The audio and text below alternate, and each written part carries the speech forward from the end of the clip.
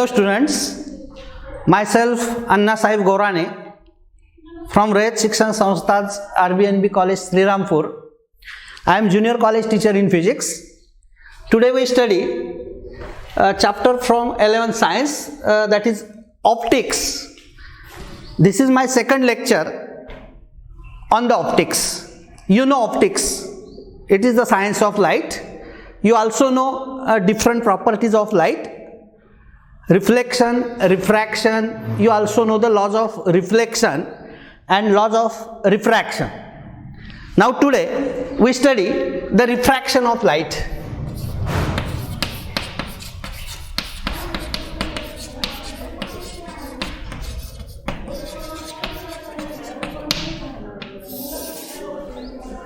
The change in the direction of light when it passes from one transparent medium to other is the refraction.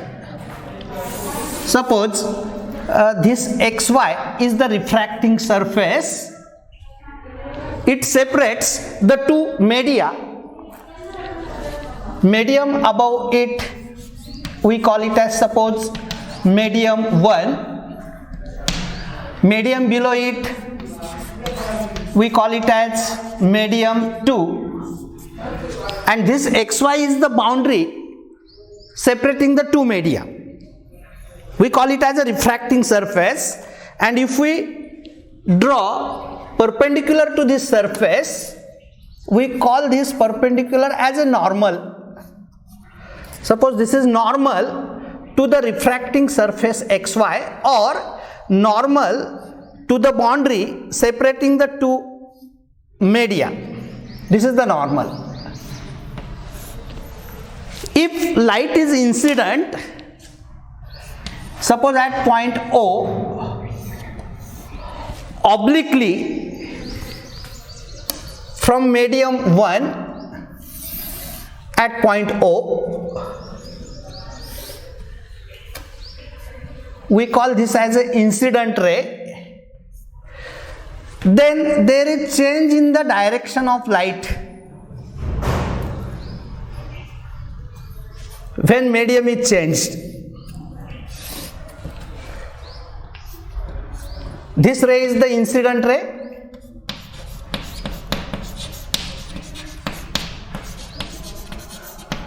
This is the refracted ray.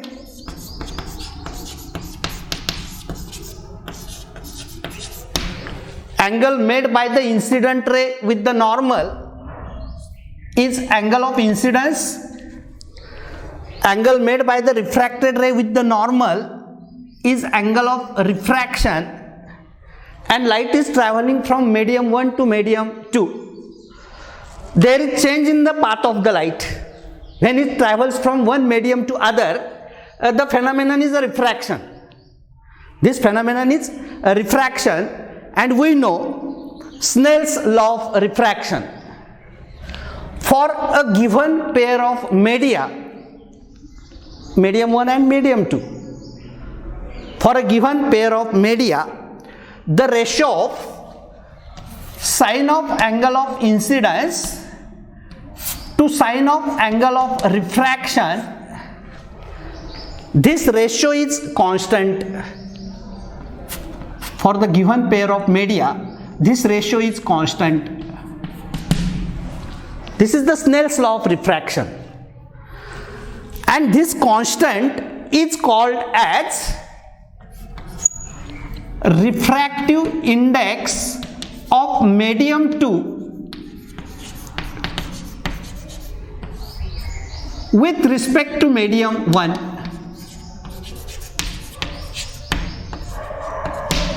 The constant is called as the refractive index of medium 2 with respect to medium 1. It means this constant is, we denote it as refractive index of medium 2 with respect to medium 1. That is the refractive index, and the refractive index is sin I upon sin R. The constant is the refractive index of the medium. It also indicates light is traveling from medium 1 to medium 2. And here this refractive index is of medium 2 with respect to medium 1. I is the angle of incidence in medium 1, R is the angle of refraction in medium 2, and this is the refractive index of medium 2 with respect to medium 1. And we write this also as like this: refractive index of medium 2 with respect to medium 1, that is n2 upon n1. Refractive index of medium 2 with respect to medium 1, and that is sin I upon sin R. Or we write it also like this: n1 sin I is equal to n2 sin R. This is also one mathematical form of the Snell's law. n1 sin I is equal to n2 sin R. Now this is for the refraction, and this is the Snell's law of refraction. Now we see this refractive index we may denote it by n, or we may also denote it by mu. Refractive index of medium 2 with respect to medium 1, n2 1 or mu 2 1, one and the same. Now we see what is the absolute refractive index and relative refractive index. Very important definitions. Absolute refractive index.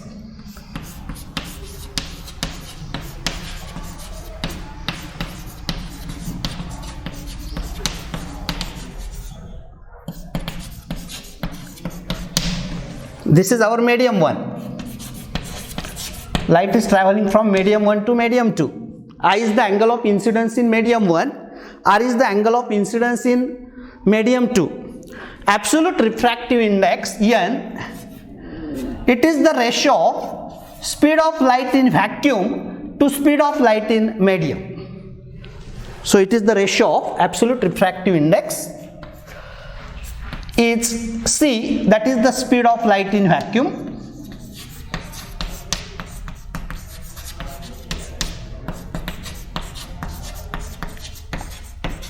divided by speed of light in medium.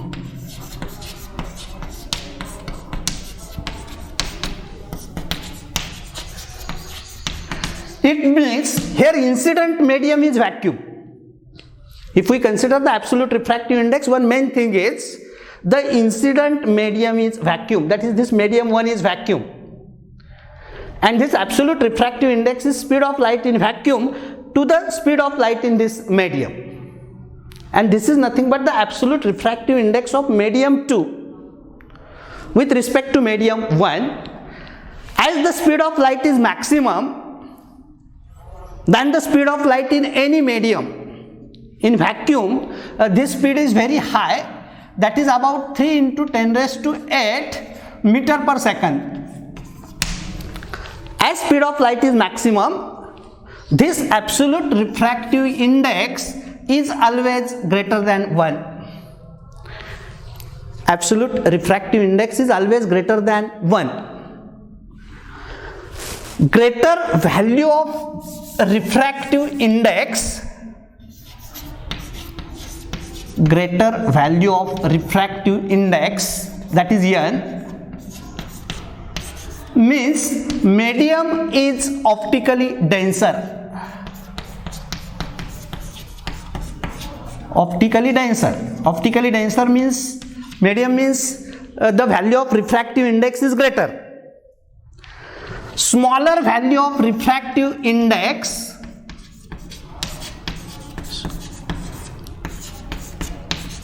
the medium is optically rarer.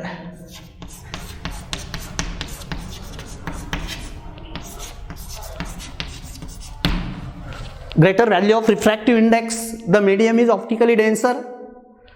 Smaller value of refractive index, medium is optically rarer. Optically denser medium need not be physically denser. If any medium is optically denser, that may not be physically denser. For example, many oils are optically denser.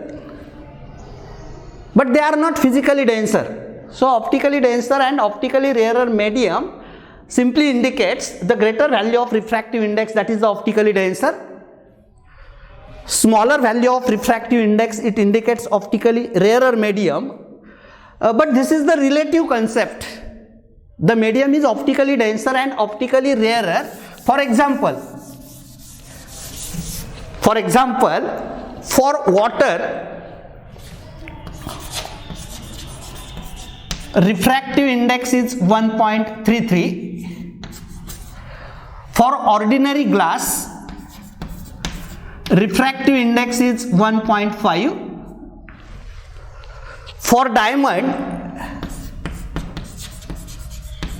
refractive index is 2.4. If we compare glass with diamond, the refractive index of glass is smaller than the diamond. Glass is rarer medium. Diamond is denser medium. If we compare glass with diamond, refractive index of glass is smaller than the diamond. Glass is rarer medium, optically rarer medium. Diamond is optically denser. But if we compare glass with water, refractive index of glass is greater than the water. Here the glass is denser, optically denser. If we compare it with water, here glass is optically rarer if we compare it with diamond. For these two comparison, diamond is the denser, optically denser, glass is optically rarer. But if we compare these two, glass is optically denser and water is optically rarer. Now this is about the absolute refractive index. One main thing is, in absolute refractive index, this medium 1 is considered as vacuum, and this is our formula, that is speed of light in vacuum to the speed of light in medium. Now we see what is relative refractive index. Very simple concept, relative refractive index. In relative refractive index, medium 1 is not vacuum. Medium 1 is not vacuum. For the relative refractive index, suppose we have to find relative refractive index of medium 2 with respect to medium 1, that is also equal to N2 upon N1. And its formula is speed of light, N2 upon N1, speed of light in medium 1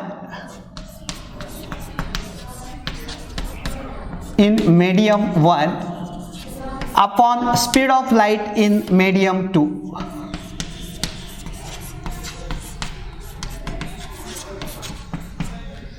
Speed of light in medium 1 divided by speed of light in medium 2. So this relative refractive index of medium 2 with respect to medium 1 is, speed of light in medium 1 is suppose V1, speed of light in medium 2 is suppose V2. As the speed may be greater or smaller than this, V1 may be greater than V2 or V1 may be smaller than V2, this relative refractive index may be greater than 1 or it may be less than 1. Whereas absolute refractive index is always greater than 1. But this relative refractive index may be greater than 1 or it may be less than 1. Now as formula is, refractive index of medium 2 with respect to medium 1 is V1 upon V2, or this is also N2 upon N1 is equal to V1 upon V2. If light changes the medium, its frequency remains constant. So as we know, velocity is equal to frequency into wavelength in the first medium. velocity v2 is equal to frequency into wavelength in second medium. Frequency remains same, so this is also equal to lambda 1 upon lambda 2. Lambda 1 upon lambda 2. Hence, we get the different formulae like this. Refractive index of medium 2 with respect to medium 1, that is equal to n2 upon n1. This is also equal to speed of light in medium 1 upon speed of light in medium 2, and this is also equal to wavelength of light in medium 1 upon wavelength of light in medium 2. These are the different formulae, and this relative refractive index may be greater than 1 or it may be less than 1. When light travels from optically rarer to optically denser medium, the ray bends towards the normal. The ray bends towards the normal. If this direction of ray of light is reversed, suppose light travels like this, denser to rarer, it bends away from the normal. This is the main thing. We see some illustrations of the refraction.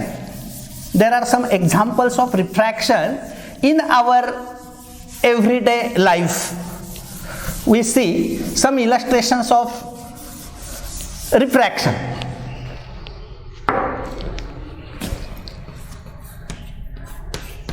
Illustrations of refraction.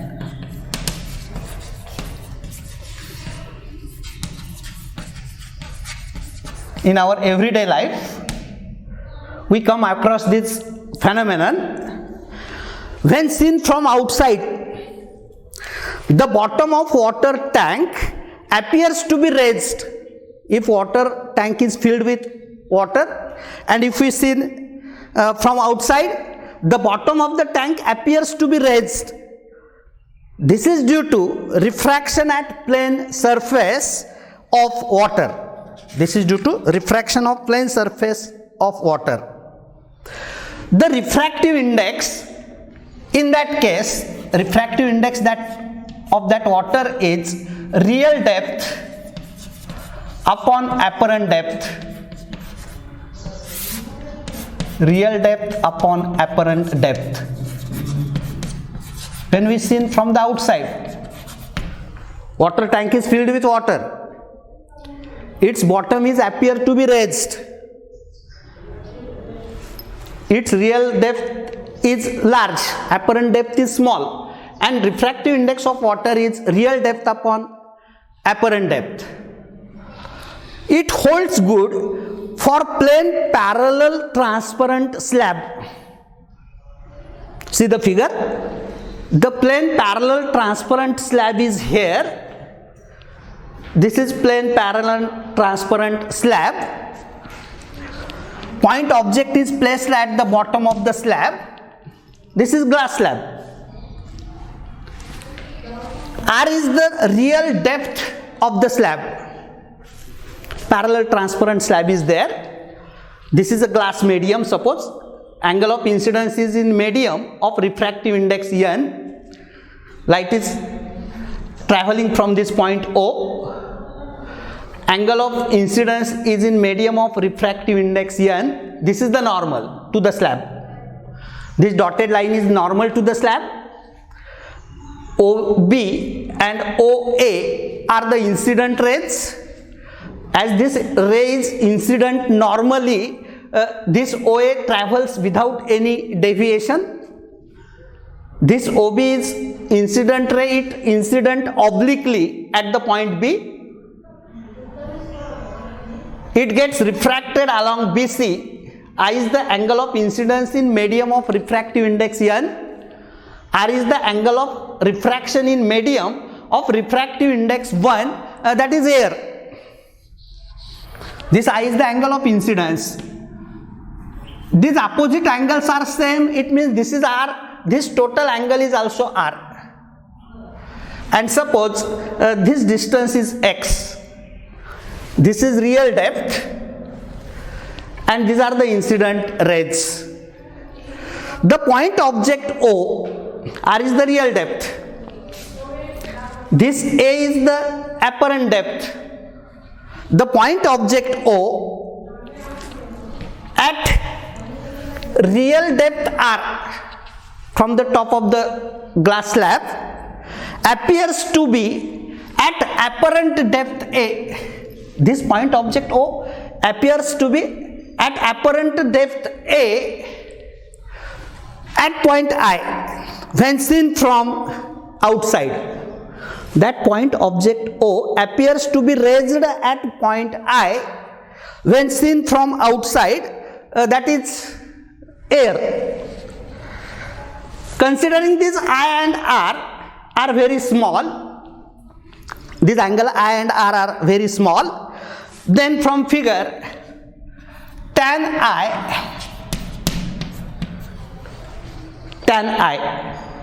this tan I is,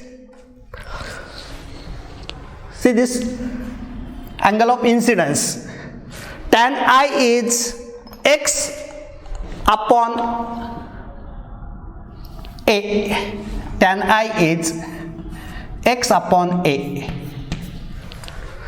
See this triangle, tan I is, this side is x divided by this side is x upon R. Tan I is, from figure, tan I is x upon R. See here, tan I is this x upon this total x upon R, but as angles are very small, this tan I is nearly equal to sin I. Tan I is nearly equal to sin I, that is x upon R. Now see tan R from the figure. Tan R, this total angle is R. This tan R is this x upon A. From figure, tan R is x upon A. As these angles I and R are very small, this is nearly equal to sin R. If angles are in radian and if they are small, tan R is nearly equal to sin R, tan I is nearly equal to sin I. From the figure, tan I clearly it is x upon this side, but this side is R. Tan R is this x, this side x upon this much side, but this is nothing but A, x upon A. So tan R is x upon A, that is nearly equal to sin R if angles are small, and tan I is nearly equal to sin I if angles are small. But refractive index of the medium N is sin I upon sin R. Refractive index N is sin I upon sin R. Sin I upon sin R. If light travels from, here light travels from glass to air, I is angle of incidence in glass, R is angle of refraction in air. But if direction of ray of light is reversed, if we reverse this direction, the light will travel along this direction. This is the principle of reversibility of light. If direction of light is reversed, it travels the same path, or it travels along the same path. It means if it travels from air to glass like this R will be I. This R will be angle of incidence and this I will be R. If light travels from air to glass, R will be the angle of incidence, I will be the angle of refraction. So refractive index of glass in this case will be sin, instead of I, we write it as R, sin R, and this R will be I. if light travels like this, sin r upon sin I, and this equation gives the refractive index of the glass. But what is sin r? Sin r is nothing but x upon a.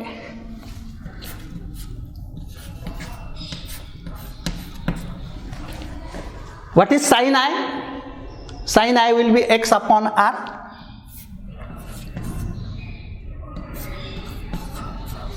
And hence we get refractive index as,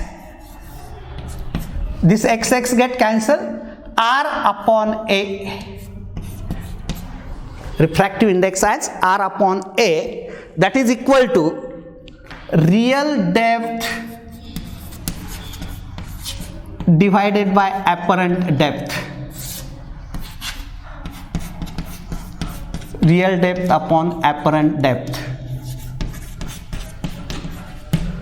This is the one illustration or example of refraction. Another illustration is a stick or pencil kept obliquely in a glass containing water. A pencil is kept obliquely in a glass containing water. It appears to be broken, as its part in water appears to be raised. The part of that stick or pencil appears to be raised. Part in the water appears to be raised, so it appears broken. If pencil or glass stick is placed obliquely in a glass containing water. This is also the illustration of that refraction. We see one numerical based on this real depth upon apparent depth. The depth of pond is 10 meter. The depth of pond is 10 meter. Depth of pond is 10 meter. What is apparent depth? What is apparent depth?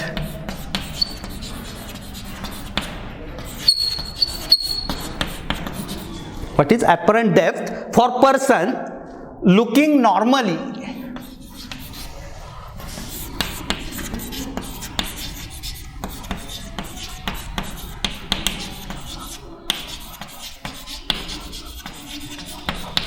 For person looking normally to water surface.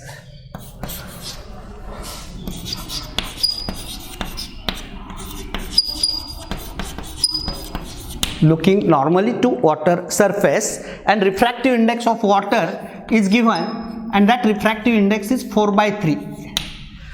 Just we use this simple formula. Refractive index is equal to real depth upon apparent depth. The depth of pond is 10 meter, so this is the real depth. Real depth is 10 meter. The refractive index of water is given, that is 4/3. We have to find the apparent depth. Apparent depth we have to find. That is, what is the apparent depth for a person looking normally to the water surface? Our simple formula is refractive index is equal to real depth upon apparent depth. Therefore, apparent depth A is refractive R upon N. A is equal to R upon N, real depth upon apparent depth. But this real depth is 10. 10 divided by refractive index is 4/3. Hence, this apparent depth A is 10 into 3 upon 4. 10 by 4 is 2.5 multiplied by 3, and that is equal to 7.5 meter. This is our required answer. That is the apparent depth, 7.5 meter. Okay students, today we stop here. Thank you.